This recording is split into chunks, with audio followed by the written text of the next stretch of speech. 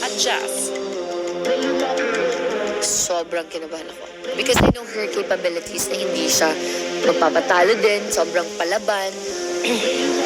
Oh, Fiang, sinabi mo sa akin noon na nawalan ka ng respeto. Totoo ba? Hindi ka lang marunong rumespeto? Kasi kung iisipin mo, pagrespeto ba yung pagsisigaw sa hapagkainan? O pagsasalita ng bad words na naririnig ng mga ibang kabataan? Sabi mo, pagiging palamura. Eh, sino bang mas ate sa atin ang nagbabad finger sa harap ng camera? Aba, Fiang. Sino bang may manliligaw sa ating dalawa?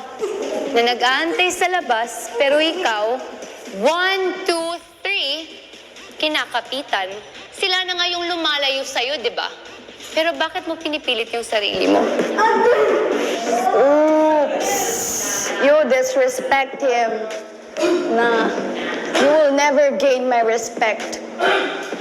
Ikaw nga alam ba't kita tinatawag na ate? Hindi nga kita kaano-ano at hindi ka naman karespeto. Sa ginagawa mo, hindi nga dapat just ang pangalan mo. Alam mo, dapat pangalan mo, attention seeker. Alam mo, Jazz, tatanggalin ko na yung ate ha. Nalilito ako kung ano ba talagang pakay mo. Nag-iinarte ka pa eh. Gusto mo din naman talaga na nilalandi ka. Para kang linta, napakalat-kalat. Kaya ka niloloko. Oh, nagtataka ka ba? Bakit ka niloloko ng ex mo?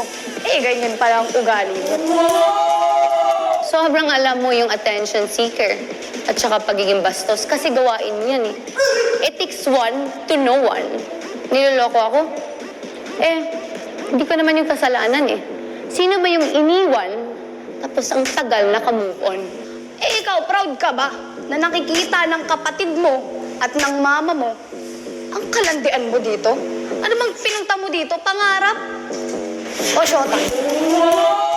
Hindi naman ako pumasok dito para maging syota. Kaya kung gusto mo, kunin mo. Hindi ko naman chinayin si JM, so kasalanan ko ba na siya yung mismong lumalapit sa akin? Sino bang nagchichika sa'yo na gusto ko yan? Sino? Wala. Sariling utak mo lang yun. So tinanong mo ako, masaya ba yung nanay kapatid ko? Dahil ginagamit ko edukasyon, ibalik ko yung tanong ko sa'yo. Masaya ba yung nanay mo sa mga Oo, pinagagawa masaya. mo dito? Oo, masaya. O di congrats sa'yo. Sinong nauna? Sure ka bang optimistic ate ka na yan? That's fair. O kaya